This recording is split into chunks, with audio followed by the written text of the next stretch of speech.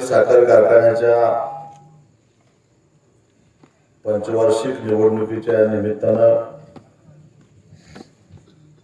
प्राध्यापक रामदास जोड यांच्या नेतृत्वाखाली लढत असणाऱ्या आदिनाथ शेतकरी विकास पॅनेलच्या प्रचाराच्या निमित्तानं मंचावर उपस्थित असणारे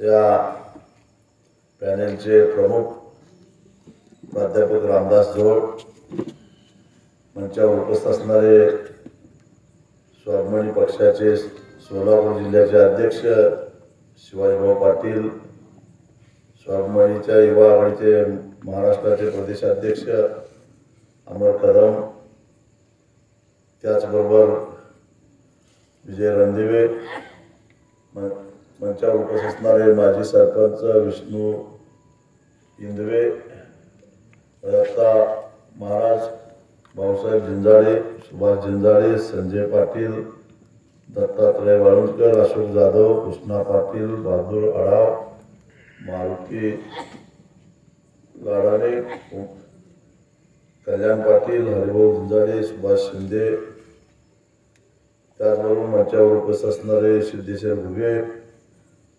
अजित बोरकर, गणेश मंगलोडे, रवी गोडगे, सुदर्शन शेळके, सुहास काळे, भीमराव ननवरे, प्रशांत नाईकनवरे, सर्वच मान्यवर आणि जमलेल्या माझ्या शेतकरी भावांनो, या कारखान्याच्या पंचवार्षिक निवडणुकीमध्ये हा कारखाना पुन्हा नव्या दमानं, नव्या ताकदीनं सुरू करायचा या जिद्दीनं हे आदिनाथ शेतकरी विकास पॅनेल या मैदानामध्ये उतरले आहे. आणि हा प्रयोग आपण करू शकतोय हे मागच्या वेळी त्यांनी दाखवलेलं आहे. 87-88 हजार टनाचं ऊसाचं गाळपही करून दाखवलेलं आहे. आणि त्या काळामध्ये मला वाटतं की कुणाचे पैसे बुडवले नाही. जे गाळप झालं त्याचं सगळ्यांचं तोडणी वापरदारासकट सगळ्यांचे पैसे त्यांनी इकडनं तिकडनं गोळा करून दिलेले आहेत. म्हणजे हा कारखाना ताब्यात आल्यानंतर, ताब्यात म्हणजे चालवण्यासाठी काय करू शकतो याची एक चुणूक यापूर्वी दाखवलेली आहे. हे लक्षात घ्या. मी एवढ्या लांबून यायचं कारण का,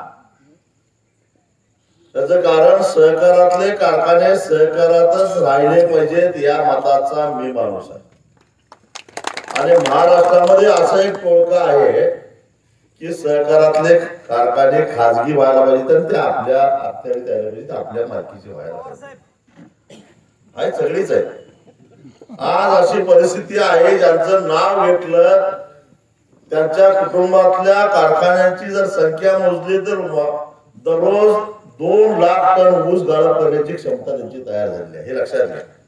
दररोज 2 लाख टन ऊस गाळप करण्याची क्षमता त्यांच्या ताब्यात असणाऱ्या कारखान्यांची झालेली आहे.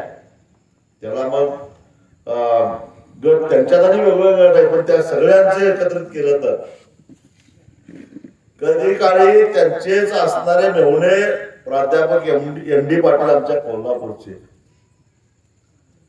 त्यांनी काय केलं होतं, पुरोहित सरकारमध्ये ती सहकार मंत्री होती. आणि अवघ्या महाराष्ट्रामध्ये एकच खाजगी कारखाना होता आमचा कोल्हापूरचा, कोल्हापूर शुगर मिल. त्याला ते सहन झालं नाही. सगळ्या महाराष्ट्रातले साखर कारखाने सहकारी असताना माझ्या कोल्हापूरमध्ये एकच कारखाना खाजगी कसा, म्हणून त्याने ताकद लावून आंदोलन करून स्वतः सहकारी मंत्री असल्यामुळे तो कारखाना पुन्हा सहकारामध्ये आणला आणि 100% सगळे साखर कारखाने सहकारी केले. कधी 1978 साली. आणि आज परिस्थिती अशी आहे की महाराष्ट्रामध्ये एकूण 200 कारखाने चालू आहेत, त्यातले 102 कारखाने खाजगी आहेत, 98 कारखाने सहकारी आहेत, त्यातले बरेचसे बंद पडलेले आहेत. नुसतं अजून अवसायात निघाले नाहीत म्हणून सहकारी आहेत. त्यातला तुमचा एक आहे. प्रत्यक्षामध्ये गाळप चालू असणारे सहकारी साखर कारखाने 30-40च्या वर आता जात नाहीत आणि त्यातलेही जवळजवळ 15-20 कारखाने असे आहेत ते सहकारी आहेत पण एका विशिष्ट कुटुंबाच्या मालकीचे आहेत. अशीच या महाराष्ट्रातल्या सहकाराचे सहकारी साखर कारखानदारीची अवस्था झाली आहे. अशा परिस्थितीमध्ये आपल्या मागच्या पिढीनं हा कारखाना उभा राहावा म्हणून काय काय केलं नाही. गावोगावी पायाला चिंध्या बनवून शेज गोळा केले. अनेकांनी आपल्या तालुक्यात कारखाना उभा राहायला पाहिजे म्हणून आया बहिणींच्या घरातले दागदागिने घाण ठेवून कारखान्याचे शेअर्स खरेदी केले. आज त्याची अवस्था काय झाली. ज्याच्या ज्याच्या ताब्यामध्ये तो कारखाना गेला त्यांना प्रत्येकाने काही ना काही हाणायचाच प्रयत्न केला आणि मग बघता बघता आज कारखान्यावर मला वाटतं की 200-250 कोटीच्या वर किती 265 कोटी रुपये कर्ज झालेलं आहे. आता काही लोकांचा डोळा त्या रस्त्याकडेला असणाऱ्या कारखान्याच्या ताब्यातल्या जमिनीवर आहे. म्हणजे त्या जमिनीच्या विक्री प्रकरणात आणि काय हाताला लागतंय का याच्यावर म्हणून त्यांना संचालक व्हायचं आहे. लक्षात ठेवा. मी तुम्हाला माहितीसाठी सांगतो पवारांची कार्यपद्धती अशी असते. मी काय नाव घ्यायला कोणाला घाबरत नाही की एखादा चांगला चाललेला कारखाना विशेषतः त्याची जमीन जर का रस्त्याकडेला असेल मोक्याच्या ठिकाणी असेल तर तो कारखाना बंद पडला पाहिजे यासाठी प्रयत्न करणाऱ्यापैकी सगळ्या आघाडीवर असतात ते पाहू. उदाहरण द्यायचं झालं तर पुणे जिल्ह्यातला यशवंत सहकारी साखर कारखाना थिगूरचा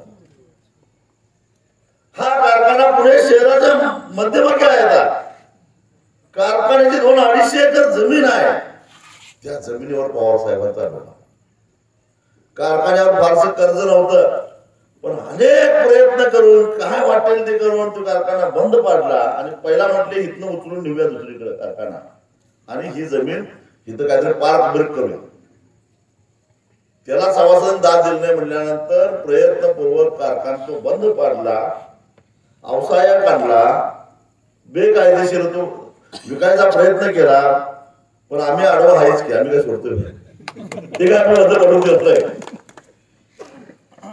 मग ते कर्ज भरायच्या नावाखाली जमीन विकायला काढलं.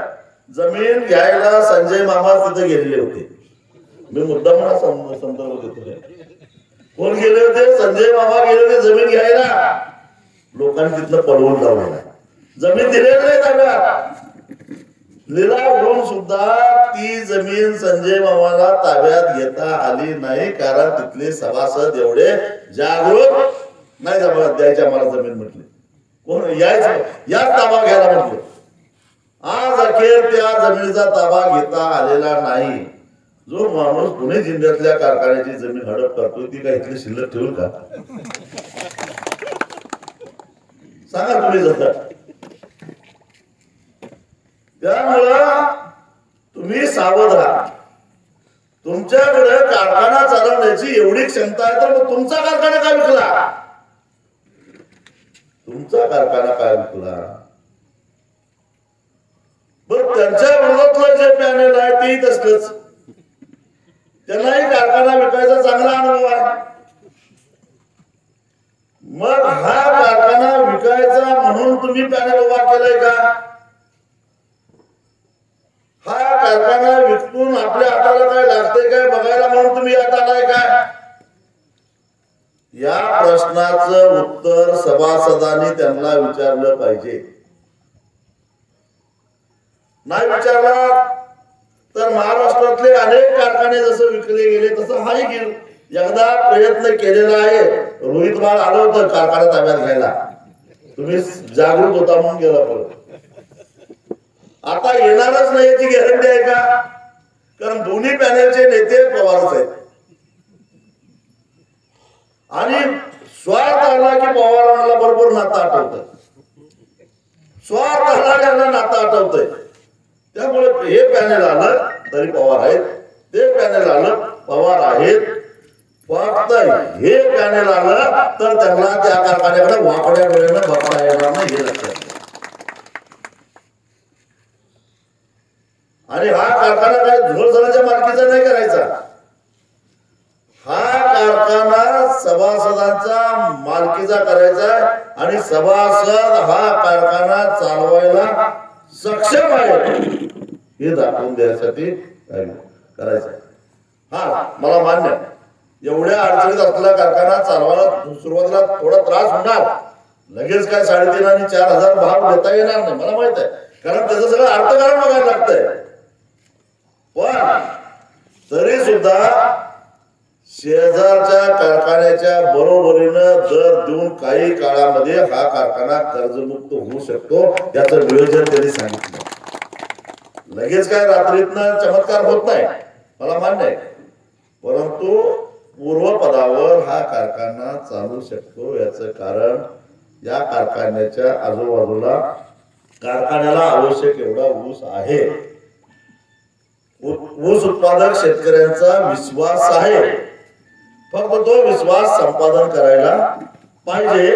आणि विश्वास संपादन करण्यासाठी त्या क्षमतेचा, त्या पात्रतेचा माणूस पाहिजे, तशी माणसं पाहिजे. आणि ती माणसं असली तर सभासद निश्चितच विश्वास ठेवतील याची मला खात्री आहे. आणि म्हणून मला वाटतं की आज पावसामुळं सगळा गैरमेळ झाला, नाहीतर या चौकामध्ये उभा राहायला सुद्धा जागा राहिली नसती, मला खात्री आहे. पण मी दुपारी येत असताना तिकडनं बीड जिल्ह्यातूनच इकडे येताना सभासदांचा जरा त्या भागातल्या लोकांचा अंदाज घेतच आलो. सगळ्यांच्या मनात हेच आहे की आम्ही कारखाना इकायला काढलेला नाही, आम्ही कारखाना होता असं बोर्ड लावायला काढलेला नाही. आणि बर कारखाना इकला की सभासदाला किंमत शून्य, त्याचे पैसे मिळत नाही. आजपर्यंत ज्या ज्या लोकांनी कारखाने विकले त्या कारखान्याच्या सभासदांना विचारा तुमचे पैसे परत मिळाले नाही मिळाले. पण कारखाना चालला तर त्या कारखान्यामध्ये काम करणाऱ्या कामगारांच्या पासून, कारखान्यासाठी ऊसाची वाहतूक करणाऱ्या वाहतूकदारापासून, ते कारखान्यासाठी ऊस तोडणाऱ्या ऊस तोडणी मजुरापासून, त्या कारखान्याच्या आधारावर एखादा पंक्चर दुकानदाराला असेल, एखादा पेट्रोल पंप असेल, एखादा ऑइल विक्री करणारा दुकानदार असेल, या सगळ्यांची रोजीरोटी चालते कधी कारखान्याचं चाक फिरलं तर. आणि हे चाक फिरवायचं का नाही फिरवायचं हे हातात आहे सभासदांच्या. सभासदांनी जागरूक होऊन या सगळ्या गोष्टीचा विचार केला पाहिजे. अनेकांना हा कारखाना बंद पडलेला पाहिजे. आज जे दोन्ही पॅनेल मध्ये विरोधात असणाऱ्या दोन्ही पॅनेल मध्ये जे नेते आहेत त्यांचा इंटरेस्ट हा कारखाना चालू राहण्यापेक्षा बंद पडण्यामध्ये जास्त आहे.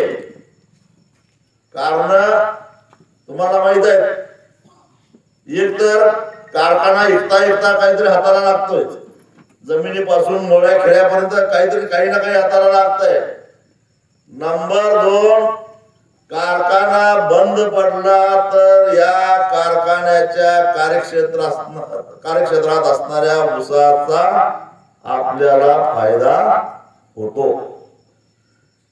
या सगळ्यांनी आजूबाजूला असणाऱ्या साखर कारखान्यांनी कारखान्याची गाळप क्षमता वाढवून ठेवलेली आहे, प्रत्येकाने वाढवून ठेवलेला आहे. आणि तेवढा ऊस त्यांच्या कार्यक्षेत्रामध्ये नसल्यामुळं मग बाकीचे सगळे सहकारातले कारखाने बंद पाडायचे आणि त्या कारखान्याचा ऊस आपल्या कारखान्याला घेऊन जायचा. म्हणून त्या कारखान्याच्या निवडणुकीमध्ये रस घ्यायचा हीच प्रवृत्ती सगळ्यांची आहे. मग ते बबनदादा शिंदे असतील, त्यांचे कुटुंबीय असतील, किंवा मोहिते पाटील असतील, किंवा आणखीन कुणी असतील, या सगळ्यांचा हेतू चांगला नाही, लक्षात ठेवा.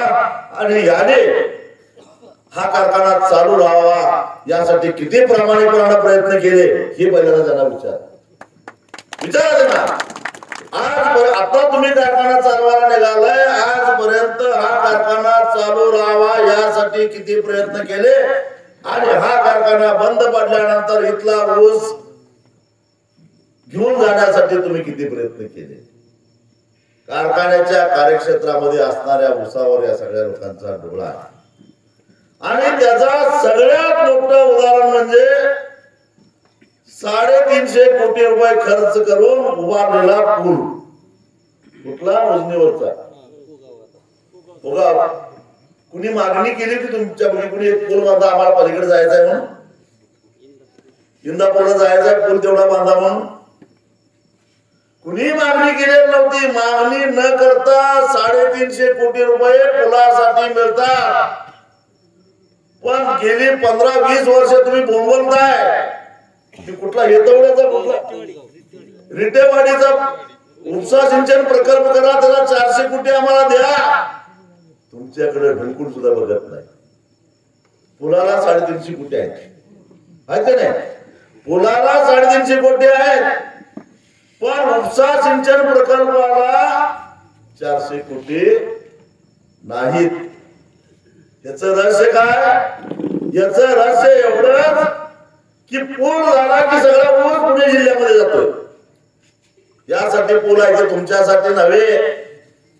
इथला ऊस सहजगत्या पलीकडे जावा यासाठी पुण्यातल्या या सगळ्या बड्या नेत्यांचे, सगळ्या पॅनलशी संबंध आहेत त्यांचे. हा भरणे मामाचा, तर आता भरणे मामाच्या भागातलाच माणूस आला, त्याचाही सहभाग आहे त्याच्यामध्ये. व्यापाऱ्यांना धंदा करायचा आहे,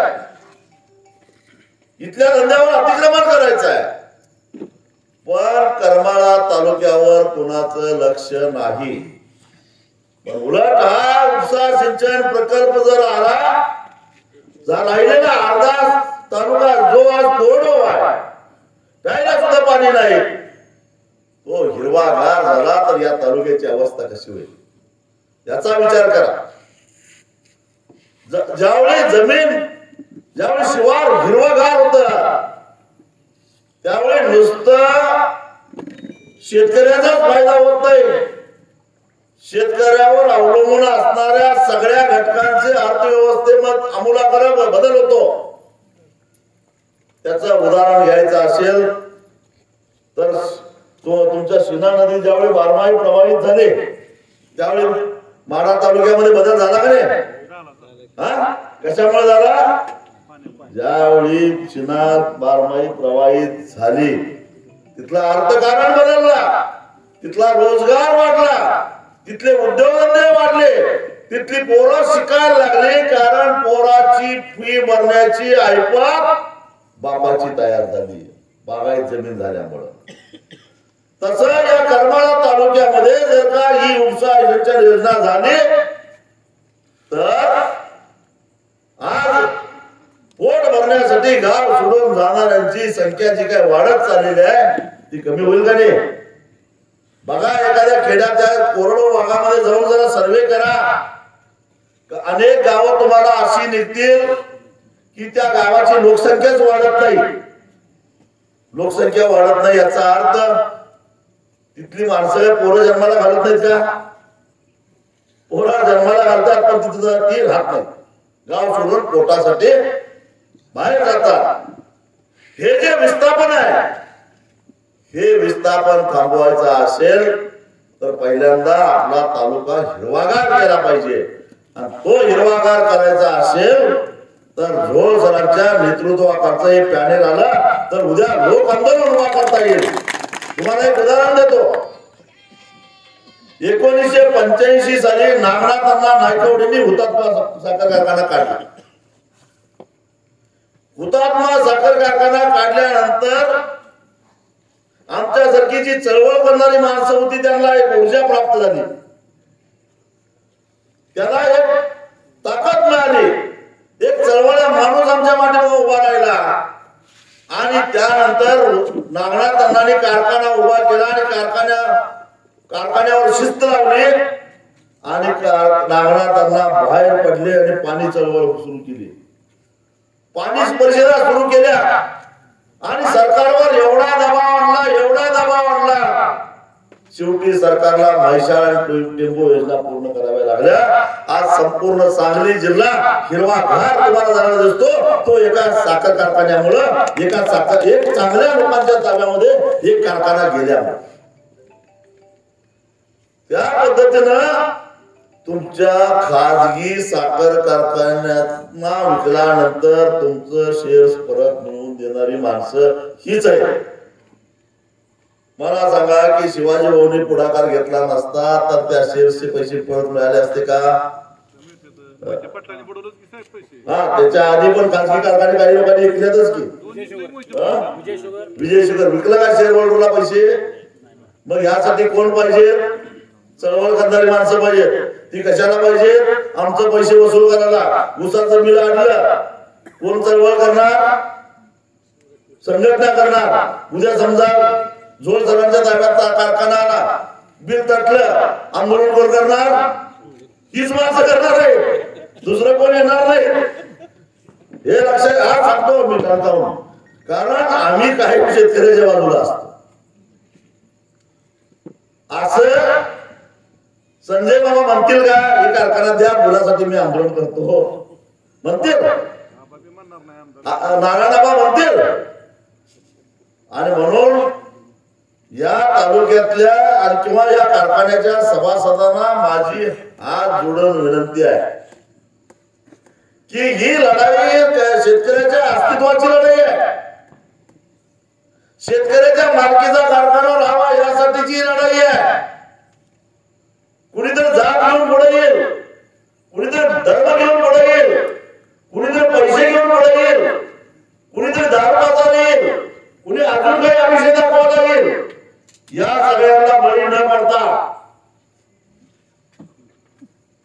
जे आपल्याला करायला पाहिजे तेच मी करणार आहे अशा पद्धतीनं तुम्हाला ठाम राहावं लागेल. अर्जुनाला जसा फक्त माशाचा डोळा दिसत होता मासा सुद्धा दिसत नव्हता तसं मतदानाला तर जायचं. पहिल्यांदा आळस दाखवून मतदानाला जायचं आणि मतदान करत असताना बाकी कुठल्याही चिन्हाकडे लक्ष द्यायचं नाही, फक्त शिट्टी. तर हे कारखाना वाचणार आहे. कारखाना वाचला पाहिजे म्हणायचं, कट्ट्यावर बोलायचं आणि योग मतदानाला जातच नाही. नाहीतर माझं सहानुभूती या पॅनेलला आहे हो, पण त्यांनी जरा माझ्यावर लईच प्रेशर आणलं म्हणून मी जरा तिकडे मत दिलं. असं करून चालणार नाही. हा तुम्ही या चळवळी करणाऱ्या लोकांना फसवायला गेला, फसगत तुमची होणार आहे. खड्ड्यात तुम्ही पडणार आहे. लिहून ठेवा पाहिजे तर माझं वाक्य घरात जाऊन. तुम्ही जर का आता नाही तर आम्ही नाही तो कमी नाही, आता जर का तुम्ही हा निर्णय घेतला नाहीत पण आता ह्याच्याविषयी वाटोळं व्हायचं काय राहिले तुमचं? हा तुम्हाला काय करायचं आहे? वाटोळं तर झालेलंच आहे. दुसरा एक नवीन प्रयोग करायचा आहे का? ह्याच्या विषयात काय राहिलंय तुमचं वाटोळं व्हायचं? काय अंधुक्षी तरी अशा आहे काय? नाही, तुमच्या समोर काही पर्याय नाही. तेव्हा अशा परिस्थितीमध्ये तुम्हाला आपल्याला पुढच्या चळवळीला सुद्धा ताकद द्यायची आहे. पाणी परिषदा घेऊन राहिलेला हा जो काय तालुका जर पाण्यापासून वंचित आहे त्यासाठी काय करावं लागेल हे बघावं लागेल. जर हा कारखाना चालू राहिला, मी तुम्हाला सांगतो, तुम्ही कधी तुमचे पै पाहुणे असतील आटपाडी, दिगंजी, तासगाव, कवटेमंकाळ या भागामध्ये चौकशी करा. ते सुद्धा असंच तुमच्यासारखं एकदम कोरडवाहू होते. पण ज्यावेळी म्हैसाळ योजना सुरू झाली, मग कडेगाव, कडेपूर ह्या भागातल्या पाहुण्यांना विचारा, म्हैसाळ योजना सुरू झाल्यानंतर त्या योजनेचं बिल कुणी भरायचं म्हणून आम्ही परत ती योजना बंद पडायला लागली. त्यावेळी तिथल्या कारखान्यांनी पुढाकार घेतला. शेतकऱ्यांना सांगितलं आपण आधीच होरपळलेलो आहे, आता योजना पूर्ण झालेली आहे, आता जर का आपण बिलं भरली नाहीत, वीज बिलं, तर पुन्हा आणि नुसतं त्या कॅनलकडे बघत बसायची पाळी येईल. तेव्हा आपण प्रत्येकजण फुकट पाणी पाण्याची अपेक्षा करायला नको. एकरावर काहीतरी ठरवूया, ते पाणी आणूया. कुणी द्राक्ष बागा करा, कुणी डाळिंब लावा, कुणी ऊस लावा, कुणी आणि काय करा. प्रत्येकाला थोडा थोडा ऊस लावा. तुमची जितकी जमीन बागायत होईल त्या ऊसाच्या पैशातनं आम्ही ते पाणी लाईट बिलाला पैसे भरतो. म्हणजे तुमच्या द्राक्षबागेला पाणी मिळेल, तुमच्या डाळिंबीला पाणी मिळेल, तुमच्या भाजीपाल्याला पाणी मिळेल, तुमच्या ऊसाला पाणी मिळेल. आणि त्या तसं केल्यामुळं ते म्हैसाळ योजनेचं बिल भरत आले आणि तो सारा परिसर हिरवागार झाला. आज कधी काळी कोल्हापूर जिल्हा रिकव्हरीमध्ये आघाडीवर होता. आज तो कडेगाव कडेपूर भागातला ऊस माळ रानातला असल्यामुळे निचऱ्याच्या जमिनी असल्यामुळं 13.5% रिकव्हरीचा ऊस ती पिकवायला लागली माणसं. हे लक्षात ठेवा. हे सहकारामुळे होतंय, सहकाराच्या माध्यमातून हे होतंय. तसा आपल्याला इमानदारीनं हा कारखाना चालवला, नाहीतर नुसतं 400 कोटी सरकार देईल, उपसा सिंचन काढाल, मागणं ते चालवायचं कसं. त्यासाठी सुद्धा अशा प्रकारे काही शिस्त लावावी लागेल, काही योजना बनवाव्या लागतील. त्यासाठी इमानदारीनं काम करणारी माणसं तिथं असावी लागणार आहेत. आणि ती माणसं मला या ठिकाणी दिसली म्हणून मी एवढ्या लांब या कारखान्याच्या प्रचाराला आलो. नाहीतर बंद पडलेल्या कारखान्याच्या प्रचाराला कोण येतंय का? हा येतंय. मी यासाठी आलो. काय मी पण असा काय कारखाना ऐकलं तर मला एक किमान 10-15 गुंठ तरी मिळेल म्हणून आपलं असं वाटतंय का तुम्हाला? त्या भानगडीतला मी माणूस नाही. असतो तर बराच पैसा मिळवला असता. मी यासाठी आलो की हे लोक काहीतरी चांगला प्रयोग करायला लागलेत, चांगला प्रयत्न करायला लागलेत. आणि या प्रयत्नाला माझ्यासारख्या माणसानं साथ देणं हे माझं कर्तव्य आहे. या कर्तव्य भावनेतनं इथं आलेलं आहे. लक्षात ठेवा. मला ज्यावेळी सांगितलं गेलं की आम्ही एक पॅनेल उभा केलेला आहे, संघटनेचे लोक सुद्धा माझ्या बरोबर आहेत, त्यावेळी मी एक सुद्धा प्रश्न विचारला नाही कोण कोण उमेदवार आहेत आणि त्यात खरोखरच माझ्या विश्वासातले त्यात उमेदवार आहेत का हे विचारलं सुद्धा नाही. करताय ना तुम्ही चांगलं काहीतरी करा, मी त्याच्या बरोबर आहे हे सांगितलं. कारण मला जाणीव आहे 2014 साली मोठ्या विश्वासानं मी या भागामध्ये मत मागायला आलो होतो संघटनेसाठी. ज्याच्यासाठी मत मागायला आलो होतो तो भामटा निघाला, हा वगळला. पण माझ्या शब्दावर विश्वास ठेवून या तालुक्यानं जवळजवळ 14,000 मताचं लीड दिलेलं होतं. याची मला जाणीव आहे. त्या जाणीवेतून त्या कृतज्ञतेतून मी आलेलो आहे. कारण ही माणसं आपल्या शब्दाला जाणली त्यावेळी विश्वास ठेवला या लोकांनी. आणि मग आपण सुद्धा या लोकांचं काहीतरी देणं लागतोय. आणि म्हणून यांच्यासाठी आपल्याला काहीतरी करायला पाहिजे. या कर्तव्य भावनेतून मी इथं आलेलो आहे. आणि मला खात्री आहे की हा कारखाना चांगल्या पद्धतीनं आपल्याला करता येईल. कारखाना चालवायचा अवघड काय आहे? कारखाना चालवायचा असेल चांगल्या पद्धतीनं तर उत्पादन खर्च म्हणजे साखर तयार करायचा उत्पादन खर्च कमी करावा लागेल. त्यासाठी काटकसर करावा लागेल. काटकसर करायचं म्हणजे खरेदीवर नियंत्रण ठेवावं लागेल. खरेदीत कुणाचा कमिशन मिळणार नाही हे बघावं लागेल. त्यानंतर काय करावं लागेल, कर्जाच्या व्याजाचा बोजा थोडा पडणार, बरोबर आहे, तो आपण टाळू शकत नाही.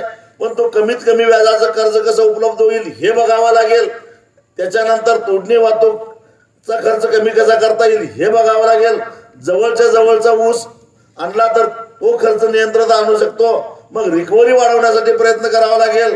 कारण रिकव्हरी वाढली तर मग साखरेचं उत्पादन वाढतं. साखरेचं उत्पादन वाढलं तर उत्पादन खर्चही कमी होतो आणि कारखान्याचं उत्पन्न वाढतं. सुदैवानं कसं का असे ना आपण कोजन आहे कारखान्याला, त्यामुळं वीज तयार झाली तर त्या विजेतनं आपल्याला 4 पैसे उत्पन्न मिळेल. अशा पद्धतीनं कमीत कमी काटकसरीनं कारखाना चालवून हे सगळं नियोजन करता येतं. हे काय अवघड आहे अशातला भाग नाही. लक्षात ठेवा. मी सुद्धा एक अशीच 7-8 गावांची धडक योजना साखर कारखान्याची पाणी पुरवठ्याची बंद पडलेली होती, लिलावात निघत होती। त्यावेळी भूविकास बँक होते, भूविकास बँकेनं लिलावात काढायचं ठरवलं होतं आणि भूविकास बँकेचं कर्ज म्हणजे तुम्हाला माहिती आहे की सरळ ते काय सातबाऱ्यावर आपलंच नाव ठेवतात आणि मालकाला इतर हक्कात टाकतात। तसं त्या 8 गावातल्या लोकांच्या सातबाऱ्यावर भूविकास बँकेचं नाव होतं आणि मालकाचं नाव इतर हक्कात होतं। 20-22 कोटी रुपये कर्ज होतं। कारखाना आजारी पडलेला होता पंचगंगा, कारखान्याच्या पुढाकारानं ती योजना झाली होती। कारखान्यानं हात वर केलं, शेतकरी कोर्टात गेले, कोर्टानं म्हटलं जमीन तारण दिली, आता तुमची जमीन लिलावात निघणार, माफ होणार नाही। असं करत असताना भूविकास बँकेनं एकतर पहिला ही योजना लिलावात काढायची आणि उरलेलं कर्ज शेतकऱ्यांच्या सातबाऱ्यावर बोजा चढवून त्यांच्याकडनं बोजा चढलेलाच आहे, शेतकऱ्याकडनं वसूल करायचं असं ठरवलेलं होतं। मी सगळ्या शेतकऱ्यांची मीटिंग घेतली, त्यांना पटवून दिलं की आपल्या सातबाऱ्याचा लिलाव होणार आहे। चुका केल्याचा पण आता सातबारा लिहून देऊन आता काय पर्याय नाही, कायदा आपल्या बाजूला नाही, हायकोर्टाने आपल्या उलटा निकाल दिलेला आहे। आता एकच पर्याय, वर्गणी काढायचा आणि कर्ज भरायचा आणि ही योजना पुन्हा आपल्याला, योजना बंद पडलेली होती, पुन्हा चालवायची। लोक म्हणाले की कसं चालवायचं, याच्यामध्ये एवढा भ्रष्टाचार झाला, एवढा भ्रष्टाचार झाला, आता आमचा कोणावर विश्वास राहिलेला नाही।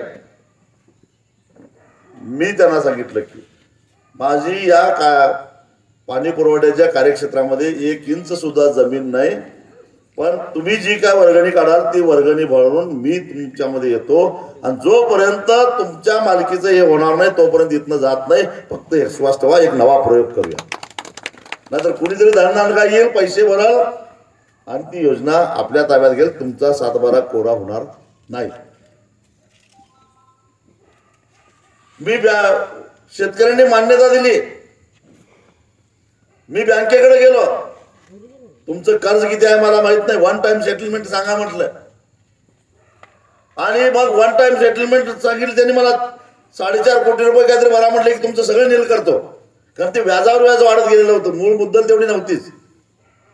मग मी शेतकऱ्याला सांगितलं की प्रत्येकानं 40-40 हजार रुपये वर्गणी द्यायची, मला बुडलं असं समजून द्यायचं, तुमचा सातबारा कोरा करायचा आहे की नाही तर मला 40,000 रुपये द्यायचे।